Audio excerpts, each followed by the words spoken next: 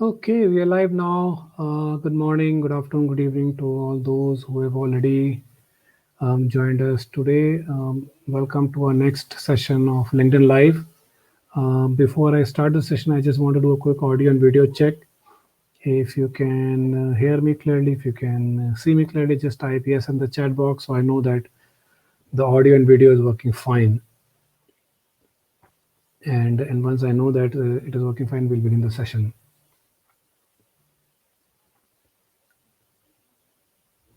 Okay, I see some of the comments, so I hope everybody is able to hear and see me clearly. So welcome to the next edition of LinkedIn Live today.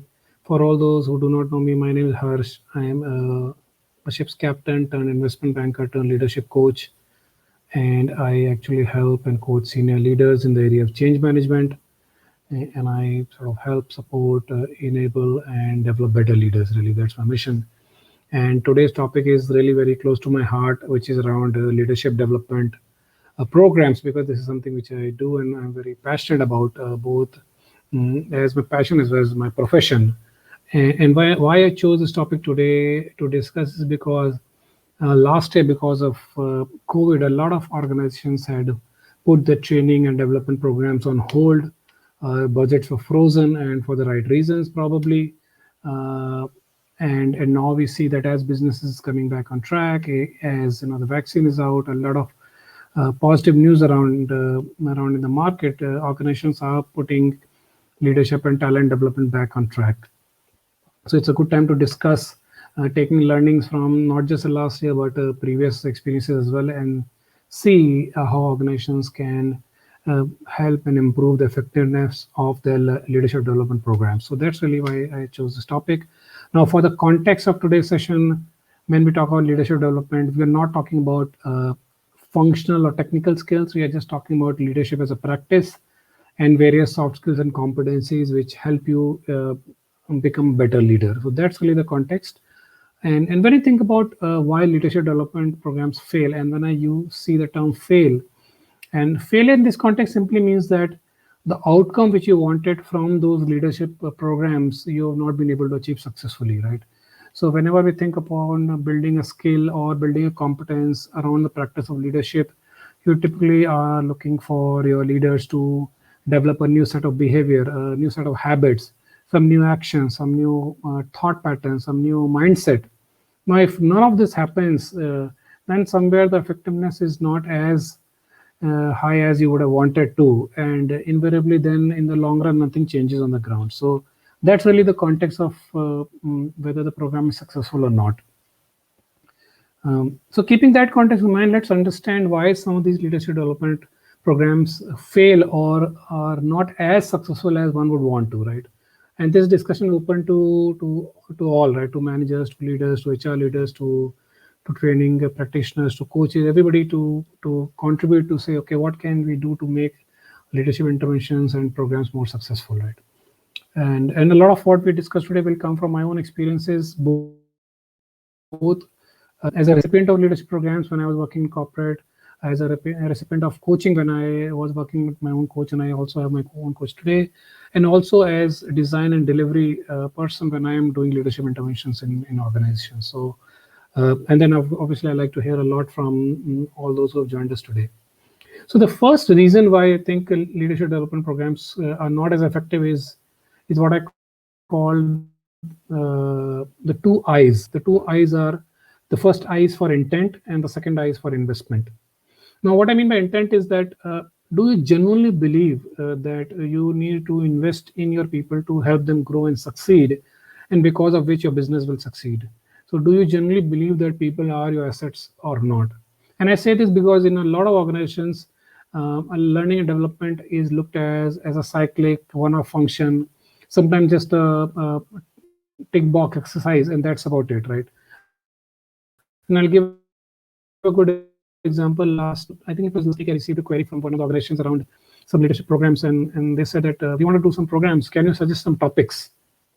And I asked them, like, what is the outcome you want? What is that you intend? What is your requirement? And they said, no, we just want to do some leadership programs. So that requirement was not clear, the need was not clear, the outcome what they wanted was not clear, and they were not able to deliver. They were just looking to exhaust their budget because the financial year was closing. So the intent was missing, right? So I think the first thing which organizations have to look back is that, do I have, my intent is very clear that I need to invest and develop my people, and only then my business will grow.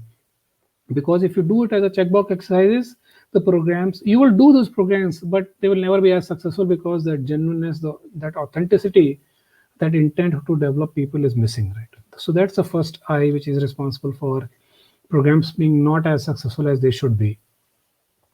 The second I which I said was around investment, right? So you could have a very good intent to develop people, but if you don't invest, investment could be of time, could be of money, could be of organizational resources, whatever it is. If you're not ready to invest, then how do you expect leaders to develop, right? And this is where the differentiation comes, where organizations see their employees as cost, or you see them as assets, right? If you see them as cost, then you will always try to cut cost, right? But if you see them as assets, you will always want to invest, right? And so are you open to investing in developing talent? That's the key thing, right? Now obviously there are budgetary constraints, and we understand that, but if you try to do everything with minimum investment, you will still be able to deliver some programs, but the outcome which you want, the skill development, the behavior change, the competence development which you want may not get delivered, right? So somewhere intent and investment have to be in congruence to enable successful delivery of leadership programs and the right impact eventually in the organization. So those are the first two reasons, right? Intent and investment should match.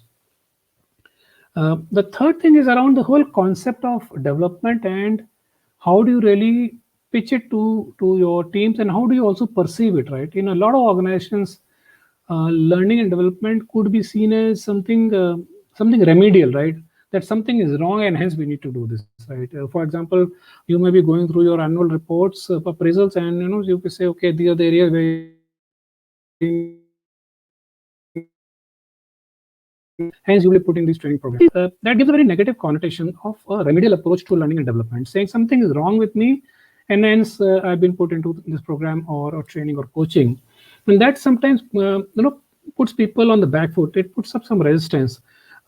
People end up being on the defensive because nobody wants to say that something is missing or something is wrong, and hence I need to undergo this training, right? So it is very important for organizations and leaders to one, understand the whole ethos and of learning and development, and also how you talk about it broadly in the organization, right? So for example, let's say in your annual appraisal for, let's say, communication was an area, and you said, okay, your rating in communication is not high, and hence you have to undergo communication training. That is one approach.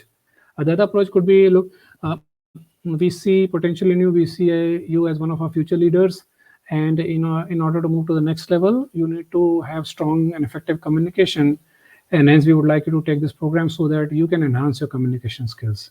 That's another way to pitch the same program, right? Irrespective of what language you use, the idea is not that you're trying to find shortcomings in people and then trying to put these programs around. You are actually wanting to enhance their skills, enhance their competencies, so that they succeed in their future roles, right? So view learning intervention, view leadership development as not just remedial. I think that's a big differentiator in mindset and how you approach some of these programs, and also how you position these programs to the recipients, to the participants.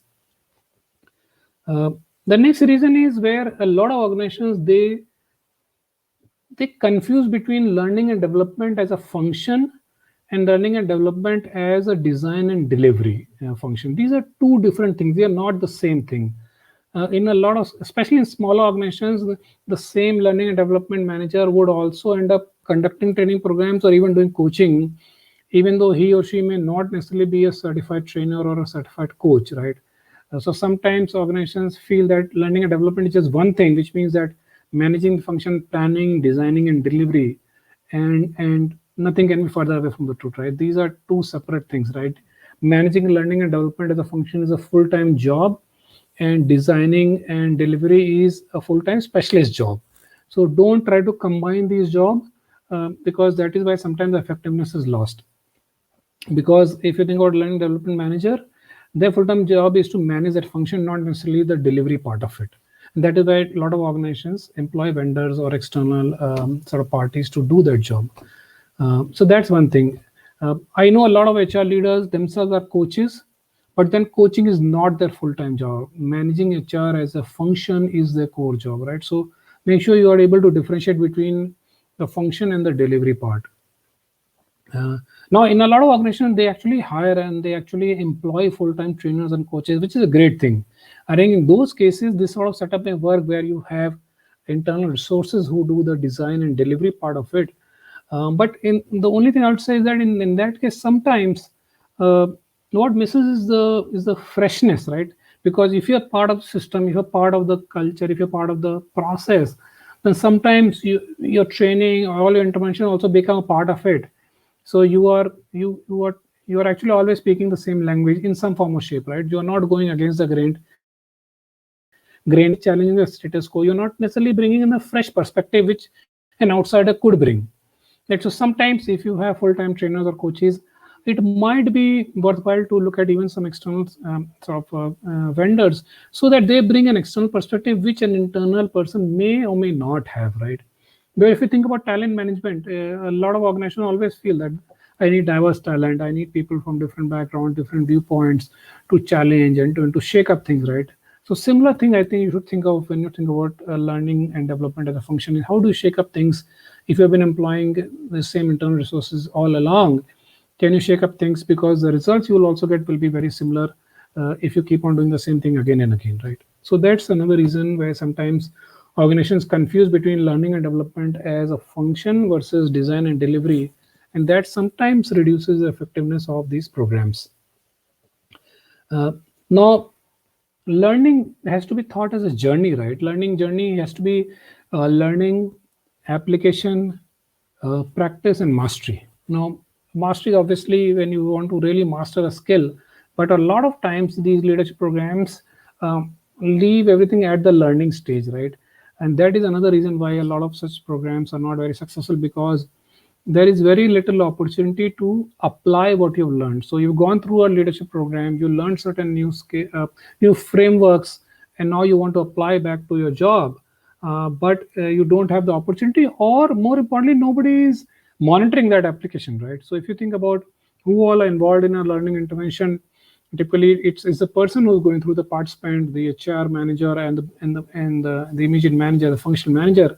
But who is really responsible to make sure that whatever the participant has learned in those programs, they're actually applying at work? That is sometimes the missing link. So application of learning sometimes is missing. And more than that, the accountability of who will be really accountable to make sure that these learnings are applied is sometimes missing. And when you don't apply what you've learned, you actually tend to sort of lose it or forget it over time, right? Because you've not practiced it enough, right? So this is another reason where a lot of leadership interventions do not work, because you learn a lot of good stuff in those programs, but you don't apply. Like, for example, let's say you had a nice program on how to handle difficult conversations. Now you know some of these tricks, some of the tips, some of the frameworks which should be using, but how will somebody monitor that you are using those learnings next time when you are having, let's say, a difficult conversation or just a regular feedback? For example, you've gone through a training on how to deliver effective feedback, but who will monitor that next time when you're delivering feedback that you are actually using some of those frameworks? So if you're not applying them and nobody is really accountable for that, then the effectiveness of learning intervention sometimes is lost over time. So application and accountability in a way go hand in hand. And something very similar to that also is the speed of learning, right? And I always feel that the speed of forgetting is directly proportional to the speed of learning. So the faster you learn, sometimes everything crunched in one day or 2 days, you forget at the same pace, right? And we all know that, right? You can't change a behavior, you can't develop a skill set, you can't develop a new habit in just one day. Yet in a lot of organizations, we have seen that, you have this 1-day training program or a 2-day training program, and that's about it, right? So when you end up into these big sort of 1-day, 2-day, 3-day programs, and after that nothing happens throughout the year, then obviously after a few days or maybe a few weeks, you will forget most of the things which you learned in those interventions, right? So learning and development and leadership development is a journey, really, right? It's not a 1 day, 2 day, 3 day event. It's a journey, and that is where I think what organizations and leaders have to make sure that when they're planning this learning journey, it is spread over time, which gives you enough time to learn, to apply, to practice, to give feedback, and over time you slowly develop those new skills. Slowly you develop new set of habits, new set of behaviors. Slowly your thought process changes, your mindset changes over a period of time. So it cannot be crunched in 1 day or 2 day, right? That's important for us to understand. uh, Along with application accountability also comes something called check-in, right? Now, check-in means how do you make sure that whatever people are learning through these leadership programs, uh, they are successfully not just applying, but if they are facing a challenge, if they are stuck somewhere, they have some platform to go and address, right? So again, I'll give an example. Let's say you learned a new framework on how to manage conflicts at workplace, for example, right? Now you learned a framework. Now next time when you go back in your teams and you apply some of these frameworks, now some of them work for you, some of them don't work for you, right? For whatever reason, your association is unique, people are unique, your business is unique. So whatever frameworks or new features you learned, you go and apply it, and then everything does not work for you, and then where do you go then next? You have nowhere to go. You don't have any redressal mechanism. And then what happens when you try something new and it does not work completely or it works partially, and you don't have a redressal mechanism, you don't have process to check in and go back and ask your doubts, then over time you start believing maybe this is not as helpful as it should have been, maybe this is not working for me, and eventually you abandon it. So again, whatever you've learned, you end up forgetting or sort of giving up. So in your learning journey, you need to make sure there are places where you have check-ins. Check-ins means that giving opportunity for people to try out things, apply things, and coming back with their doubts, with where they are feeling stuck still, where they are facing challenges, what are some of the unique case studies they are bringing which cannot be addressed by whatever they have learned, right? So that over time these get addressed. Otherwise, people will eventually give up if things are not working for them. And this could mean bringing back the trainer who did that, or a coach or somebody else who can address these real-time issues as and when people are facing. So check-ins are important as part of the learning journey. And the final thing I'll say is around customization. Again, we speak a lot about it, and we have to make personalized, customized programs. But obviously, there is merit in doing things at a scale where you have group programs, group coaching, or training, which is there. There's merit in economies of scale. But as a person grows, as a person advances in his or her career, individual development needs become very unique and different, right? So, for example, your development needs or your leadership needs could be very different from mine, right? Even though we may be working in the same level in the same company, right? So somewhere you have to start bringing that level of customization and personalization, and that has to happen at a couple of levels. One is what are that individual's career ambitions? What does he or she want, and are the leadership interventions aimed at helping him or her move closer to their career goals? That's one thing. So everybody cares for what's in it for me. How will I benefit from it?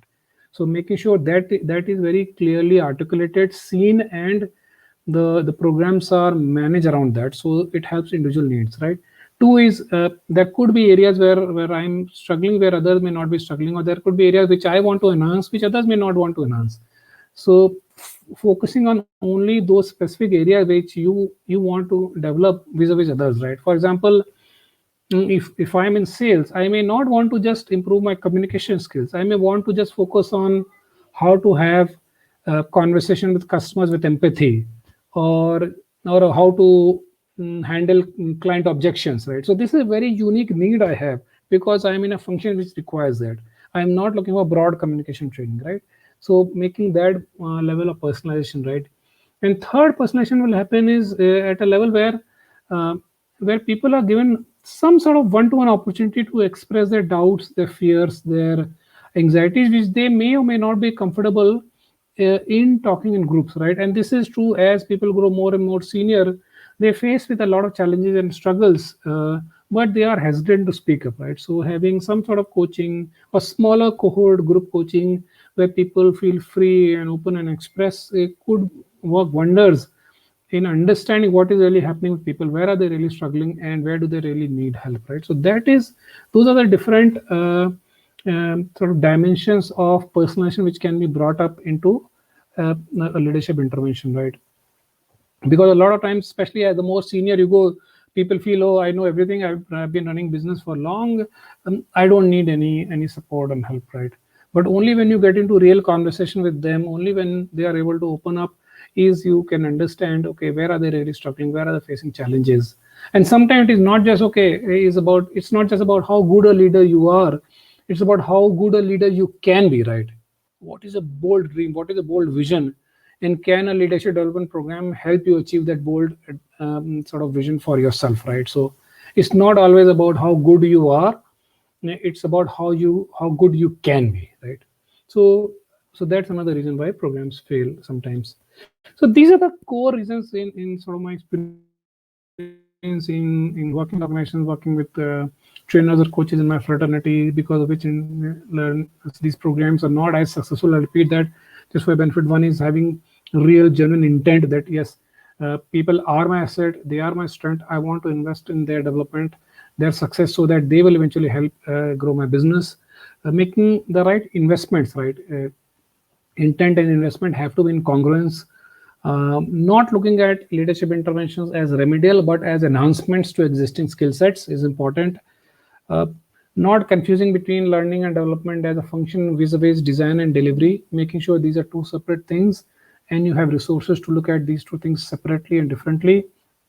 Giving opportunity to apply learnings, holding people accountable, both the individual, the HR manager, the business manager accountable, uh, also providing regular check-ins so that people have uh, platform to voice their concerns, their doubts over a period of time, not just immediately after the program has been completed.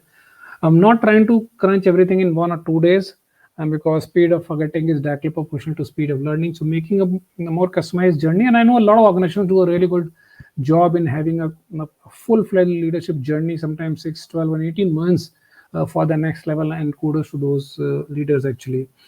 And finally, providing some level of customization, either in terms of what the individual needs of the leader is, what are the aspirations, and also providing some form of one-to-one coaching or smaller group coaching, so that people get a platform to express themselves openly and talk about their dreams as well as their fears, right?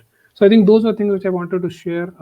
I hope you found it useful, beneficial as you plan for your sort of learning journeys in this year and beyond.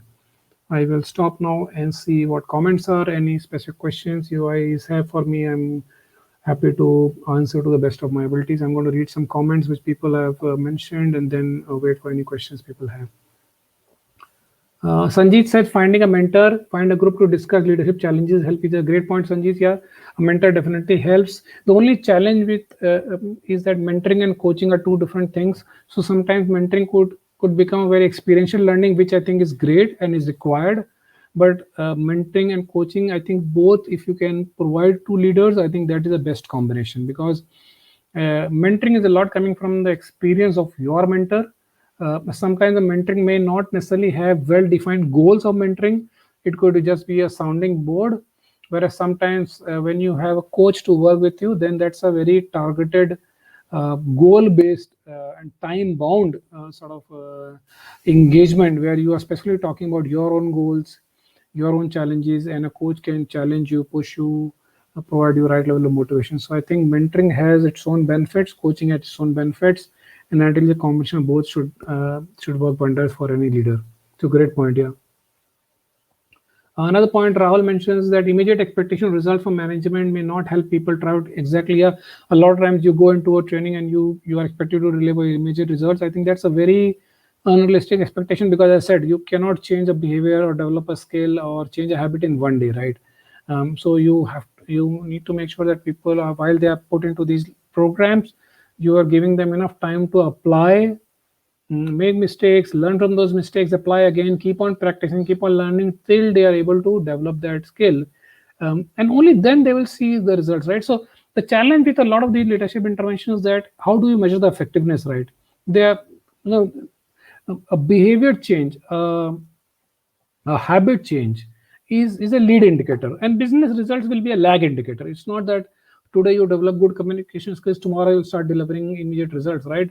But over time, when you become better, let's say in handling client objections and all, you may be able to close better deals, right, over time, right? So you can measure the immediate indicators, which are lead indicators in terms of behavior or habit or attitude change. But sometimes business results are a lag indicator, which may not be so easy to measure. So expecting immediate results is, I agree, Rahul, is not a is not a fair thing, right, from manager's point of view. And sometimes managers feel that I have nominated this individual for this training, and that's why immediately they should work. So it's a fairly unrealistic expectation. Sanjeev said a good strength evaluation and know your best strengths, focus on strengths, how to grow. Great point, Sanjeev. Yeah, I would rather focus on your strengths a lot because as I said, the moment you sort of vary into the area of development or your sort of weaknesses, it starts putting people on the back foot, right? So focus a lot on your strengths, how you can build onto them. And sometimes if your strengths are so good and you're so good at it, nobody will sort of care sometimes in the area where you're not doing well, right? So it happens, right? Sometimes you're so good at something, you're an expert, and that's what all people care about, right? So you can build a lot of your reputation around that area. Yes, if you want to focus on your areas of development or sort of which is coming from some assessment, make sure that it is perceived not in a remedial sense, but perceived in an enhancement sense. Like, to move to the next level, this is what you need to do, right? Or we see a future in you, we want to invest in you because and so reason. So I think the way you position could be very different, but focusing a lot on strengths could be very good point. Sometimes these tests will bring out some blind spots, which is also a great point. But you need to make sure the conversation you're having with leaders is very, very careful, because sometimes the moment you start highlighting blind spots, you will again get resistance, right? So how do you handle those conversations is very important. Manish says regular check-ins is very important. Yes, it's so true, and I've seen a lot, right? We've done programs, and after that, participants have gone back, tried out something, and they struggled in trying out, and then they had nowhere to go, right? Like you learn how to deliver effective feedback, you go into a feedback conversation, and that feedback conversation very unique, very different. The person starts behaving differently, and now you struggle, and then you go back and thinking maybe this whole mechanism or the feedback framework I learned was not useful, and you abandon it. So somewhere you have to make sure you provide some of these regular check-ins, saying, okay, you tried something, you did not work, what next? What else can you try? How can you do it differently? That is important over a period of time. So that gives people a lot of confidence in developing that, trying it out, and also seeing what is working, what is not working. Every framework, everything you learn may or may not be applicable in your organization or in your specific function. So how do you mold it? How do you sort of modify it to suit your specific requirement will only be tested over time, because no matter what you say, leadership has always been situational and contextual. You cannot deny that. And no program can look at every situation, every context. You can learn frameworks, you can learn best practices, you can learn from experiences, but every situation, every context will be very different. Sanjeev says, right, our strength define us, every individual has strengths. Great point, yeah. And that's why I focus a lot on your strength, and how do you build on further is the key, right? Fair enough. Thank you so much for joining. Thank you so much for all your contributions. I think great discussion. I hope there were some takeaways for all of you. But if you have any specific questions, do let me know, or pop your questions in the comments box, and I can have a look at it later and answer it after this session. But thank you so much for joining, from whichever part of the world you're joining, and look forward to many more sessions on these lines as well in the future. Have a nice day. Thank you. Bye-bye.